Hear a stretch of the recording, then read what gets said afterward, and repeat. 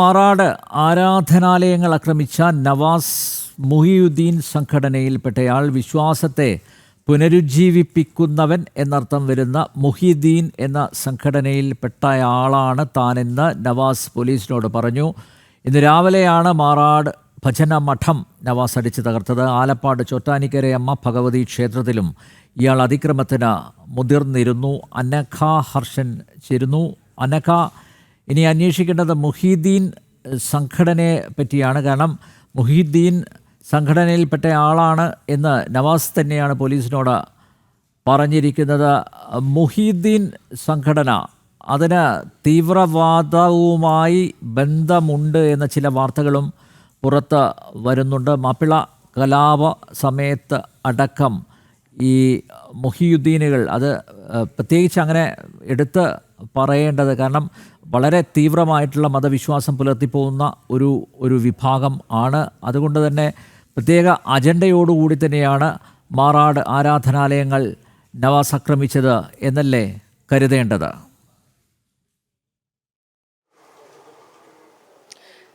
അനിൽ നമ്പ്യാർ, തീർച്ചയായും നിലവിൽ ഇപ്പോൾ ഭജനമഠത്തിൽ ACP അടക്കമുള്ള പോലീസ് ഉദ്യോഗസ്ഥരെത്തി ഇവരുമായി സംസാരിച്ചു, ഇവിടെ നിന്ന് മടങ്ങിയിട്ടുണ്ട്. ഇതിൽ ഏറ്റവും പ്രധാനപ്പെട്ടത് ഈ പിടിയിലാകുന്ന സമയത്ത് ഈ പ്രതിയായിട്ടുള്ള നവാസ് പറഞ്ഞത് ഞാൻ മൊഹിദ്ദീൻ സംഘടനയിൽപ്പെട്ട ആളാണ് എന്നതാണ്. ഈ മൊഹിദ്ദീൻ സംഘടന എന്ന് പറയുന്നത് ഈ ഷൈഖ് മുഹദ്ദീൻ അബ്ദുൽ ഖാദിർ ജിലാനി എന്ന പ്രമുഖ സൂഫി വാരിന്റെ അപവാദങ്ങളെ വാഴ്ത്തുന്ന ഒരു ഗ്രന്ഥമാണ്. മാത്രമല്ല ഇവിടെ ഏറ്റവും പ്രധാനപ്പെട്ടത് അത്തരത്തിൽ പ്രവർത്തനം നടത്തുന്നവർ ഒരു മാല സ്ഥിരമായി ജപിക്കുന്നവരാണ്. അത്തരത്തിലൊരു മാല കൂടി നമുക്ക് ഈ ഭജനമഠത്തിൽ നിന്ന് ലഭിച്ചിട്ടുണ്ട്. എന്തായാലും BJP സിറ്റി ജില്ലാ അധ്യക്ഷൻ പ്രകാശ് ബാബു നമ്മോടൊപ്പം ചേരുന്നുണ്ട്. എന്താണ് പറയാനുള്ളത്? ഇവിടെ ഈ മാറാട് പ്രദേശത്ത് 10-20 വർഷക്കാലമായി ജനങ്ങൾ സമാധാനപരമായിട്ടുള്ള ജീവിതം നയിച്ചു വരികയാണ്. ഇന്നത്തെ ഒരു വളരെ പ്രാധാന്യമർഹിക്കുന്ന ഒരു ദിവസം വളരെ ആസൂത്രിതമായിട്ടുള്ള രീതിയിലാണ് ഇവിടെ ക്ഷേത്രത്തിൽ വന്ന് പൂജാ സാധനങ്ങൾ, വിളക്കുകൾ, അതേപോലെ തന്നെ തിടമ്പ്, വിഗ്രഹം ഉൾപ്പെടെ നശിപ്പിച്ച് ഗുരുസ്വാമിയെ മർദ്ദിച്ച് അങ്ങേയറ്റം പ്രതിഷേധാർഹമായിട്ടുള്ള കാര്യമാണ്. ഞങ്ങളെ സംബന്ധിച്ചിടത്തോളം ഒരു നിലപാട് കൃത്യമാണ്. ഇദ്ദേഹം ഒരുമിച്ച് ചെയ്യുന്ന, ഒറ്റയ്ക്ക് ചെയ്ത ഒരു പ്രവൃത്തിയല്ല ഇത്. ഇദ്ദേഹത്തെ പോലീസ് കീഴ്പ്പെടുത്തുന്ന സമയത്ത് വരെ ഇദ്ദേഹം ചില സംഘടനകളുടെ പേരുദ്ധരിച്ചുകൊണ്ടാണ് എന്നെ തൊട്ടാൽ അറസ്റ്റ് ചെയ്താൽ നിങ്ങൾക്കുള്ള ഭവിഷ്യത്ത് ഇന്നേതായിരിക്കും എന്നുള്ള കൃത്യമായിട്ട് പറഞ്ഞിട്ടുണ്ട്. അതുകൊണ്ട് വളരെ കൃത്യമായി പോലീസ് ഉദ്യോഗസ്ഥർ കഴിഞ്ഞ കുറേ മാസക്കാലമായി ഈ ക്രിമിനലായിട്ടുള്ള നവാസ് എവിടെയായിരുന്നു, അദ്ദേഹത്തിൻ്റെ പ്രവർത്തന മേഖല ഏതായിരുന്നു, ആരൊക്കെയായിട്ട് ബന്ധപ്പെട്ടിട്ടുണ്ട്, എവിടെയൊക്കെ പോയിട്ടുണ്ട്, അദ്ദേഹത്തിൻ്റെ ഫോൺ കോൾ അടക്കം പരിശോധിച്ചുകൊണ്ട് കൃത്യമായിട്ടുള്ള ഒരു അന്വേഷണം വേണം. കാരണം ഇത് ഈ പ്രദേശത്തിൻ്റെ സമാധാനപരമായ സ്വൈരപരമായിട്ടുള്ള ജീവിതം അത് നശിപ്പിക്കാനുള്ള ആസൂത്രിതമായിട്ടുള്ള ചില ശ്രമങ്ങൾ ചില ബാഹ്യശക്തികളുടെ പിന്തുണയോടുകൂടിയാണ് അദ്ദേഹം ചെയ്തത് എന്ന് ഈ ഒരു ഘട്ടത്തിൽ സംശയിക്കേണ്ടി വരും. മറ്റൊരു കാര്യം, ഇദ്ദേഹത്തിൻ്റെ വീട്ടിലുള്ളവർ, ഇദ്ദേഹത്തിൻ്റെ കുടുംബാംഗങ്ങൾ 20 വർഷം മുമ്പ് നടന്ന മാറാട് കൂട്ടക്കൊലയിലെ പ്രതികളാണ്.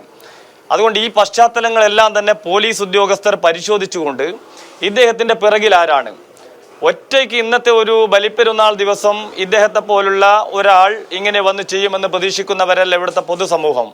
അതുകൊണ്ട് ഈ പ്രദേശത്തെ ജനങ്ങളുടെ ആശങ്കയകറ്റാൻ, ഈ പ്രദേശത്തെ നിലനിൽക്കുന്ന സമാധാനാന്തരീക്ഷം നിലനിർത്താൻ പോലീസ് ഉന്നത തലത്തിലുള്ള ഒരു അന്വേഷണം നടത്തണം.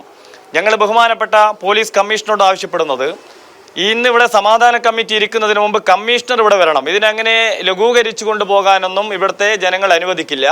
ഞങ്ങൾ പോലീസിൻ്റെ കൂടെ എല്ലാ അന്വേഷണത്തിനും എല്ലാ സമാധാന ശ്രമങ്ങൾക്കും ഞങ്ങൾ സഹകരിക്കും.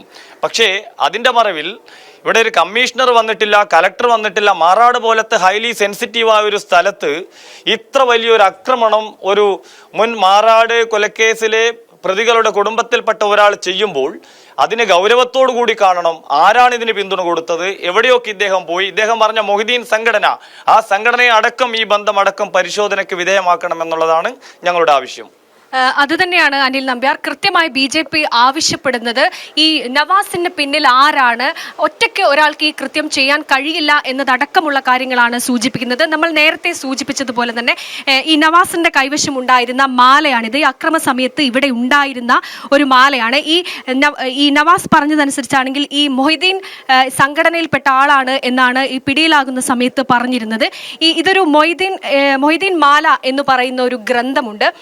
ഈ ഗ്രന്ഥത്തിൽ പറയുന്നത് എന്ന് പറഞ്ഞാൽ ഈ വിശ്വാസത്തെ പുനരുജ്ജീവിപ്പിക്കുന്നവർ എന്നാണ് ഇതിനർത്ഥം. അതായത് എന്ത് കൃത്യം ചെയ്യുന്നതിന് മുൻപും ഈ മാല ഉപയോഗിച്ച് പ്രാർത്ഥിക്കുക, അതിനുശേഷം കൃത്യം ചെയ്യുക എന്നതാണ്. അതായത് ഈ മാപ്പിള കലാപം അടക്കമുള്ള കാര്യങ്ങൾ നടക്കുന്ന ആ സമയത്തും ഇത്തരത്തിൽ ഈ ആളുകൾ ഈ മാല ഉപയോഗിച്ച് ഈ മൊയ്തീൻ മാല അല്ലെങ്കിൽ ആ ഗ്രന്ഥം പാരായണം ചെയ്തിട്ടുണ്ട് എന്നാണ് നമ്മൾ മനസ്സിലാക്കുന്നത്. അങ്ങനെ നോക്കുമ്പോൾ ഈ കൃത്യമായി പറഞ്ഞാൽ ഈ നവാസിന് പിന്നിൽ ആരാണ്, എന്താണ് നവാസ് ഒറ്റയ്ക്കൊരു കൃത്യം ഈ നവാസിന് ഇവിടെ ചെയ്യാൻ സാധിക്കില്ല. മാത്രമല്ല ഇന്ന് ബലിപെരുന്നാളാണ്. ഈ ദിവസം തന്നെ എന്തിന് തെരഞ്ഞെടുത്തു, ഈ നവാസിന് പിന്നിൽ ആരാണ്, ഏറ്റവും പ്രധാനപ്പെട്ടത് ആ പിടിയിലാകുന്ന സമയത്ത് നവാസ് പറഞ്ഞിരിക്കുന്ന ഈ സംഘടന ഈ മൊയ്തീൻ സംഘടനയിൽപ്പെട്ട ആളാണ് എന്ന് പറഞ്ഞിരുന്നു. ആ സംഘടനയ്ക്ക് പിന്നിൽ ആരാണുള്ളത്, ഇതൊക്കെ കൃത്യമായി അന്വേഷിക്കണം. അതിന് കൃത്യമായ ഒരു അന്വേഷണം വേണമെന്ന് തന്നെയാണ് BJP അടക്കമുള്ള സംഘടനകൾ പറയുന്നത്. അനിൽ നമ്പ്യാർ, നവാസിൻ്റെ തീവ്രവാദ ബന്ധം എന്തായാലും അന്വേഷണ വിധേയമാക്കേണ്ടതുണ്ട്. മാറാട് ആരാധനാലയങ്ങൾ ആക്രമിച്ച നവാസ് മുഹീദ്ദീൻ സംഘടനയിൽപ്പെട്ടയാളാണ്. വിശ്വാസത്തെ പുനരുജ്ജീവിപ്പിക്കുന്നതിനെന്നർത്ഥം വരുന്ന മുഹീദ്ദീൻ എന്ന സംഘടനയിൽപ്പെട്ട നവാസിൻ്റെ തീവ്രവാദ ബന്ധം അത് വിശദമായി അന്വേഷിക്കണം എന്നാണ് കോഴിക്കോട്ടെ BJP ജില്ലാ നേതൃത്വം ആവശ്യപ്പെട്ടിരിക്കുന്നത്. അതുകൊണ്ട് കമ്മീഷണർ തന്നെ സ്ഥലത്തെത്തി ഇതെല്ലാം പരിശോധിക്കണമെന്നാണ് ആവശ്യപ്പെട്ടിരിക്കുന്നത്. അനഘയാണ് വിശദമായിട്ടുള്ള വിവരങ്ങൾ നൽകിയത്.